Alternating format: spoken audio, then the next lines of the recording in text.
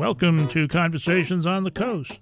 And today it is an honor to welcome Hedrick Smith to talk about his latest book. What number? How many? This is Five. fifth book. Yep. Fifth? Fifth book. Fifth book. He's going to talk about his fifth book, and the title of the fifth book is Who Stole the American Dream? And the publisher is Random House. Now, I have a feeling that you people out there could be confused when I say Hedrick Smith. So I'm going to remind you of some things. He's a Pulitzer Prize-winning former New York Times reporter and editor. He's also an Emmy Award-winning producer-correspondent. He's created 20 award-winning PBS primetime specials and miniseries on Washington's power game, Soviet perestroika, the global economy, education reform, healthcare, teen violence, terrorism, and Wall Street Journal, and lingerie in our times, I think. And all your plumbing. Yeah. And for 26 years, Yeah. I don't know how that could be, 26 years, he worked as a correspondent for the New York Times in D.C., Moscow, Cairo, Saigon, Paris, and the American South. And then you're saying Smith, Hedrick Smith. I know him from somewhere. Where the heck is it? PBS viewers saw Mr. Smith for 25 years as a principal panelist on Washington Week in Review, and have also seen him as a special correspondent for the NewsHour with Jim Lehrer. Mr. Smith has received 6 honorary doctorate degrees and has spoken at several college commencements. Congratulations and welcome. I'm still here. You're still here Still after here. all Still of that. here. Got raring to go. I don't know. And after all those achievements, he decided to write a book which is called Who Stole the American Dream? And very early on in the prologue to the book, he tells us what it's going to do. This book sets out to describe how, over the past 4 decades, we came to this point, how we became two such polarized and dissimilar Americas, how the great economic and political divide affects the lives of individual Americans, and how we might, through changed policies and a revival of citizen action, restore our unity and reclaim the American dream for average people. That's quite a program you set for yourself. It sure is. Jim, I have to confess, this isn't the book I set out to write. Aha. I signed a contract with my publisher, and the title of the book I set out to write was The Dream at Risk. We all know the middle class has been in trouble, people having trouble hanging on to their jobs, hanging on to their homes, saving enough money to prepare for retirement or their kids' education. And so I started trying to figure out, how do we go from an era of middle-class power and prosperity back in the 50s, 60s, and 70s and effective bipartisan politics to this polarized, unequal democracy. What kind we of have politics? Today. Bipartisan? It's a strange word, isn't it? Yeah. Can we look it up? Do you know? Do you know that there were, interesting enough, there was not a single Republican who voted for Obama's health care program when Johnson passed Medicare. Yeah. Which was Lyndon Johnson as president, Democratic president, in 1965. Mm-hmm. Which was a much more ambitious program than Obamacare. Yeah. 65 Republicans in the House and 13 Republicans in the Senate voted for that bill. That's what bipartisanship is, where people said, we got to do something to fix the health system. Let's come together to try to fix it. Anyway, I was trying to understand how we went from that kind of politics to the politics we have today, starkly unequal democracy dominated by super PACs, and this gaping inequality in the economic system and a middle class stuck in the rut. And the more I looked into it, the less I thought it happened to the middle class, and the more I thought it was done to the middle class, which is why I changed the title and the theme of the book. So Who Stole It? This happened. It happened on purpose. I'm not suggesting there were 5 or 6 people sitting around in a room at one point saying, what can we do to the middle class? No.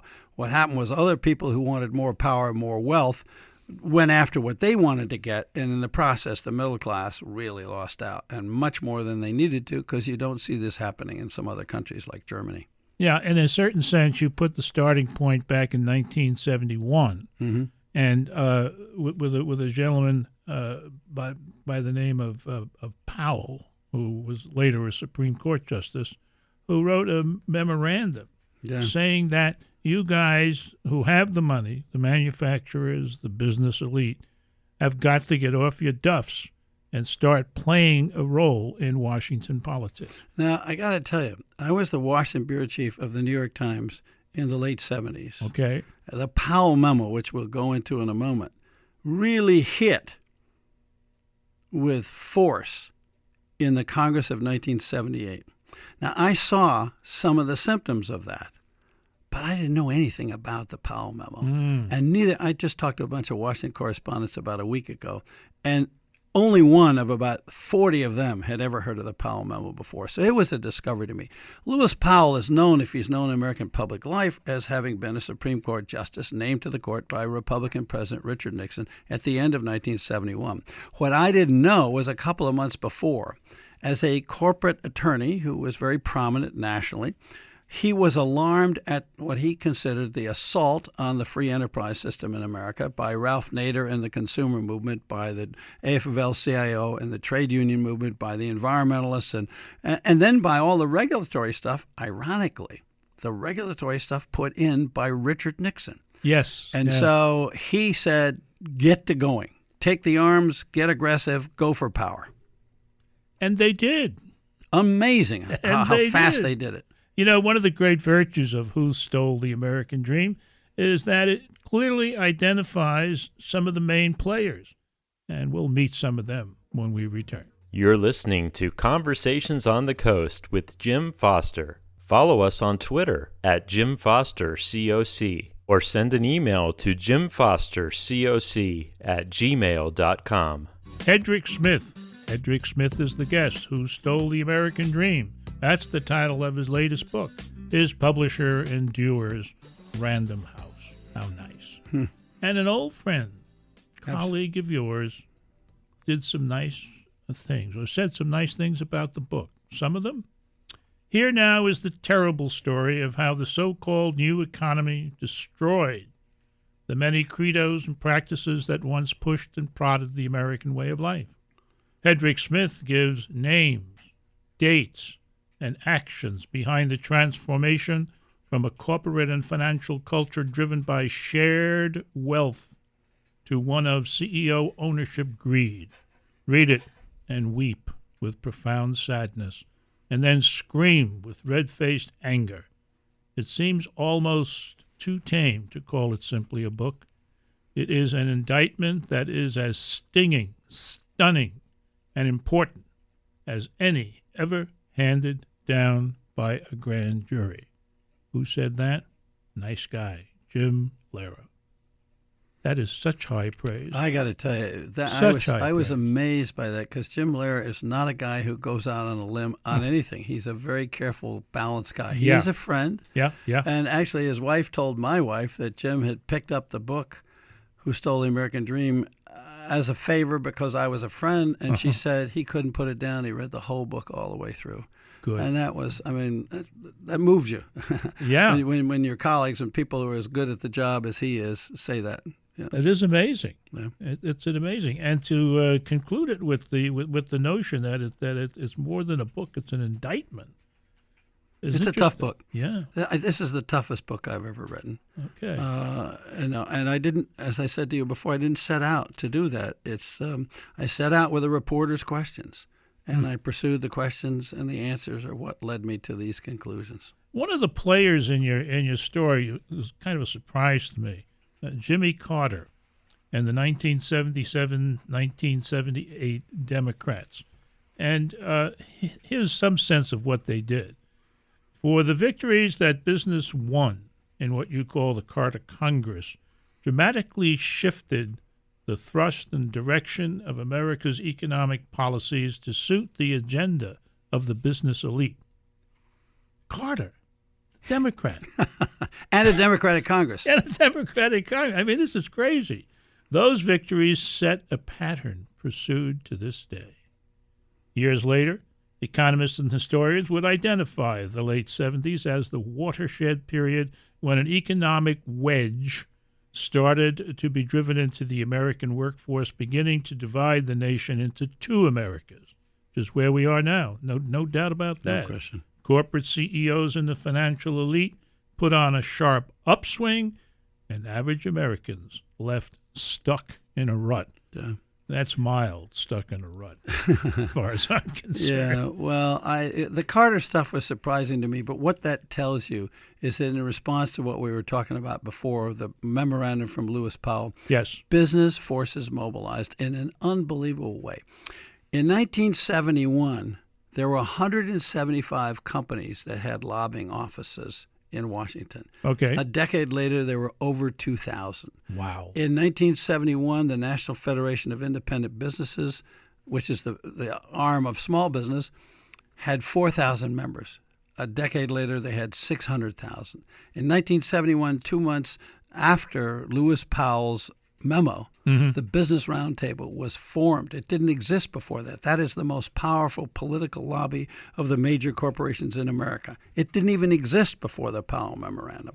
There were 50,000 people working for trade associations by the time Carter ran into the 1978 Congress. There were 9,000 paid corporate lobbyists. Lobbyists outnumbered members of Congress 130 to 1. So what you see in that Carter Congress is you see this enormous thrust of Powell's army suddenly taking over the high ground politically in Washington. And as I said, we've been living with it ever since. Tremendous surprise. And I will say, at the time, I saw some of these defeats of Carter's. I saw labor and its law reform go down. I saw Nader's push for a consumer agency go down. Nobody saw the 401k program was passed then. It was slipped in as a minor provision to give an executive compensation tax shelter to people from Xerox and Kodak. It was never intended to be what it's turned out to be. The bankruptcy law was changed. The lid was blown off interest rates. A whole lot of stuff got in that business wanted, that Wall Street wanted, and that nobody else even noticed until years later when it started to play out. This is kind of what I got into when I started to go back and try to trace, for example, the subprime crisis. You can see the roots of the subprime crisis in what happened at the end of the 70s and the early 80s. Only we didn't know it at the time because the legislation was so complicated that we couldn't see what the impact was going to be. And though it was going full steam in a way as early as then, nobody was calling it wedge economics. No. Well, and I had a fight with my editor. I think that's my term. I've never seen it anywhere else. And she kept saying when I would write wedge economics, she said, where are you getting this term? You can't use this What term. economist gave you that term? What economist called it wedge economics? And I said, I don't care. I'm looking for a term to how to describe how the middle class got cut off from its share of the economic gains and the gains in productivity in this country. And the wedge is the wedge driven between GDP growth, the growth of the American economy, or corporate profits and the wages of ordinary workers. So, I mean, that is a critical concept. I hope we can go into it because I think that explains a lot of where the middle class is today. This whole approach leads to a new kind of manager, a new kind of CEO, whose responsibility is solely, it seems, to shareholders and stock prices. That's a huge change. People don't realize it. People take it so much for granted now that it's shareholder value, in quotes, which is really paying the management more. People think that's the way it always was. One of the things we need to do is go back and see it actually was different, and business leaders actually thought and behaved differently before. You know, perhaps the most amazing thing about Who Stole the American Dream is that it goes beyond reporting and analysis. And it does a great job at both of those things. It also suggests answers. Just stay tuned. You're listening to Conversations on the Coast with Jim Foster. Follow us on Twitter at JimFosterCoc or send an email to jimfostercoc@gmail.com. This is Conversations on the Coast. Who Stole the American Dream is the book we're talking about with its author, Hedrick Smith. And the book is published by our friends at Random House. And a stellar professor at Harvard Business School, Jay Lorsch, writes that Hedrick Smith has done it again! ! Who Stole the American Dream provides a readable and a comprehensive account of how Americans have been robbed of our dream of a broad middle class over the past 40 years. It is essential reading. I would agree with that. In the final section called Challenge and Response, you open it with these words. The new global economy makes it tempting for Americans to blame China or India or the irresistible sweep of technology and globalization for causing the dangerous divide that imperils America today. But in fact, we Americans have done it to ourselves. We could have protected our country better and provided for our people better by pursuing different strategies and policies that minimized our economic erosion, our glaring financial inequalities, and the weakening of our industrial strength. The challenge now is to find our way back to common ground, to rise above the economics of selfishness and the politics of partisan advantage and revenge, and to reknit the bonds of a people committed to building a strong common destiny. A powerful response must come from all of us. That's a clarion call. That's a clarion call. It's unusual for a reporter, and it's unusual for me. I think so. It's unusual for me. I think so. But, this is a very unusual situation. You're writing a book. You perhaps coin a phrase called wedge economics or economics, right, and nobody knows what the hell it is. What is it? Well, if you look at what happened in America from the end of World War II to the middle 70s, you can see a tremendous economic performance in which the productivity of American workers roughly doubled. It rose 96.8%. And the average hourly wage of the median worker rose 95%. In that era, and we're not just talking about assembly line workers. We're talking about farmers and pharmacists and people who have gas stations, middle class people all across the board. Mm-hmm. Their pay went up as the economy improved, as productivity improved. They shared in the wealth. That's why economists call that period the Great Convergence. There was less difference between people at the top and the middle and the bottom economically. What happened since then is wedge economics. From 1973 to 2011, productivity continued to rise, not quite as rapidly, but it rose 80%. But the hourly compensation, wages and benefits of the average worker went up 10%. 80% growth in productivity, 10% growth. I mean, it's just astonishing. The Census Bureau put out numbers last year that said the average male worker in 2011 made the same amount of money as in 1978, adjusted for inflation. In fact, just a little bit less. So that's 3 decades of going nowhere. Now, where did that money go? That money went to the top 1%.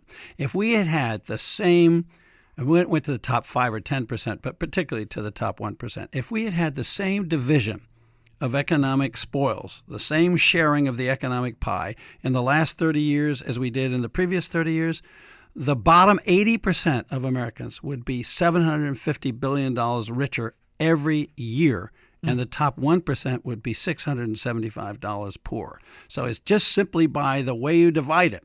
When Caterpillar says we made $4.9 billion of profit in 2011 and imposes a wage freeze on its workers, that's what's happening. That money is going to the CEO and the stockholders. It's not going to the employees. The only way that that's going to change, I think, after reading your book, is that the re-knitting that you talk about somehow has to start. That is re-knitting things in the economic sphere so that people are not just concerned with shareholders, but they're concerned with workers. They're concerned with product. They're concerned with the future. Mm-hmm. Well, what's interesting is the way CEOs think and talk is very different today from what it was only 30 years ago. People think this is the way it's always been, but it hadn't been. I mean, Frank Abrams, who was the CEO at Standard Oil of New Jersey, which is ExxonMobil today, or Charlie Wilson, who was the head of General Motors, or Reginald Jones, who was the head of General Electric. They believed their job was to protect and support the stakeholders, not the shareholders. Plural. Stakeholders. Yeah. All the parties that had a stake in the success of the company. That meant management, it meant employees, it meant suppliers, it meant workers, it meant shareholders. It meant the communities they were operating in. Everybody has a stake in it, and they felt their job was to balance that. That all changed in the 80s when they came up with this idea of pay for performance, huge stock options, CEO pay went through the roof, and as we just found out, we had wedge economics, and worker pay, employee pay, supplier pay went flat. That's how we got in the predicament we're in. Now, the answer we get is, well, we couldn't stay in business if we didn't do this. We can't afford to pay workers more. Right. Well, let's take a quick look at Germany. In Germany, since 1985, the wages went up 5 times faster than in America. Well, then how did Daimler-Benz and BMW and Siemens and all those big German companies compete?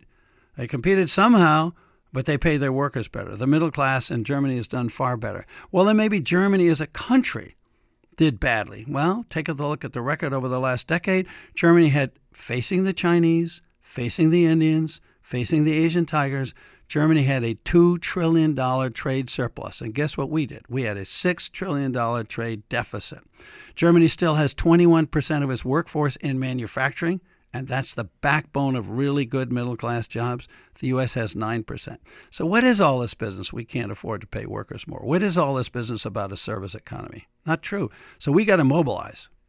Somehow, people have got to understand that middle-class prosperity in the 60s and 70s depended on middle-class power. Middle-class people went out and marched and demonstrated to clean up the environment. The trade unions were strong. The women's movement was strong. The consumer movement was strong. There were all these popular movements that put pressure on the elite to give a better bargain to the middle class. I don't see how it's going to happen, really, Jim, without that happening again. It isn't going to happen at all until people stop being terrified with the whole notion of sharing and compromise and things like that. I mean, you end the book with 10 steps to reclaim the dream. The first one is infrastructure, jobs to compete better.